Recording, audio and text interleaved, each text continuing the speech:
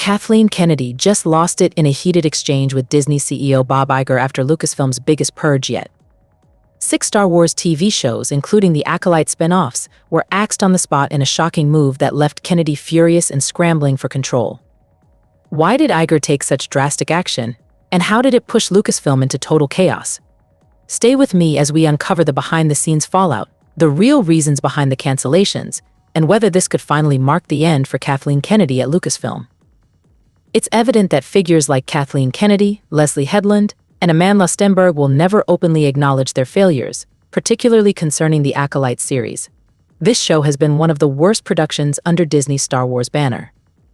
Since Lucasfilm came under Disney's control in 2012, their track record has been inconsistent at best, skewing much more toward failure, a pattern that's becoming hard to ignore. This downward trend seems to stem from Kathleen Kennedy's poor leadership and Bob Iger's decisions at the top of the Walt Disney Company. Thank you all for your incredible support. There has been a lot of turmoil at Lucasfilm HQ, and this drama has spread throughout Disney, especially following the collapse of the Acolyte. The cancellation of the series has had a massive impact on Disney. The failure is undeniable, particularly when looking at the Nielsen ratings. The numbers speak for themselves. Disney even attempted to mislead the public before the Nielsen ratings were officially released, but got caught in their own trap, leaving them with no option but to cancel the show. What makes this even more intriguing is Kathleen Kennedy's reaction. Her response to Bob Iger has been at the center of this chaos, with many developments happening behind the scenes between the two. With multiple Star Wars-related projects getting scrapped, Lucasfilm is facing a serious crisis. We know that Kathleen Kennedy has been a significant reason for many failures in both Star Wars films and TV shows under Disney, and these failures are unlikely to stop as long as she remains in charge. But here's the big news: Lucasfilm is still seen as the worst-performing division at Disney, and a major shift is currently taking place. This involves Kathleen Kennedy and Bob Iger clashing behind the scenes as significant changes unfold at Lucasfilm, driving a deep wedge between them. In a surprising move, Bob Iger recently took decisive action against Kathleen Kennedy, a desperate attempt to cut costs after the disaster that was the Acolyte. Iger decided to cancel 6 Star Wars TV shows for Disney, all of which could have faced similar backlash as the Acolyte, according to internal reviews. Many of these canceled shows were planned as spin-offs of the Acolyte, focusing on individual characters, with some set in the High Republic era but not directly connected to the series. It turns out that most of these canceled projects were actually spin-offs from the Acolyte, each focusing on specific characters. Some were set during the High Republic era, though they weren't directly linked to the Acolyte. The cancellation of these spin-offs reportedly caused significant frustration for Kathleen Kennedy, who had a heated virtual meeting with Disney's top executives. This discussion revolved around the future of Lucasfilm, and sources indicate that the Disney board is now divided on whether to allow Kennedy to negotiate an extension of her contract. Currently, those contract negotiations are still ongoing, but Kennedy's grand plan to create a mini Star Wars universe centered around characters from the Acolyte is no longer moving forward. In addition, other planned Star Wars TV series are being shelved as Bob Iger shifts his focus away from television and back toward films. Despite this shift, Iger remains committed to Disney's DEI diversity, equity, and inclusion agenda. Kennedy's frustration only deepened when some of these canceled shows, which were supposed to reintroduce characters like Osha May, Vernestra, and other new female-led characters from the series like Jackie, were axed. A major factor in Iger's decision to cancel these projects was the removal of Leslie Headland from several productions, including some of the 6 shows that were scrapped for Disney. Kennedy, understandably, held multiple remote meetings to discuss Iger's recent decision to cancel these Star Wars TV shows.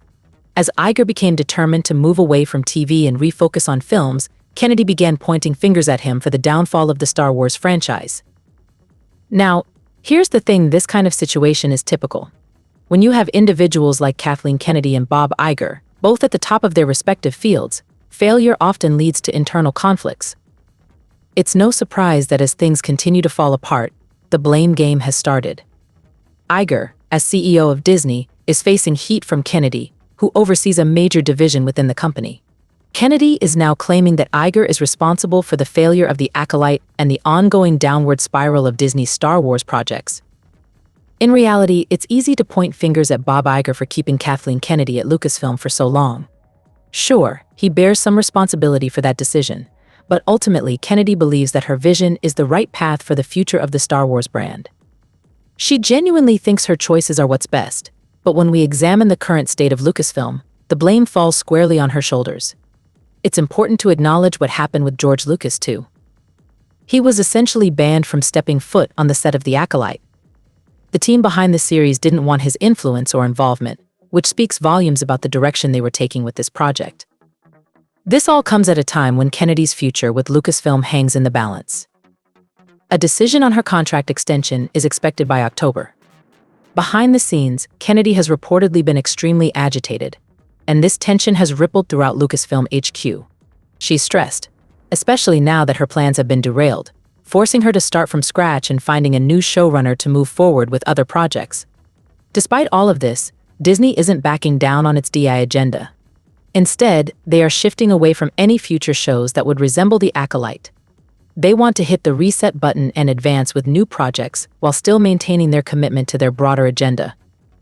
Essentially, they're scrapping all plans for the Acolyte spin-off series and any other shows tied to that style or focus, such as those centered around characters like Osha, May, Vernestra, Jekki, and other High Republic-era content.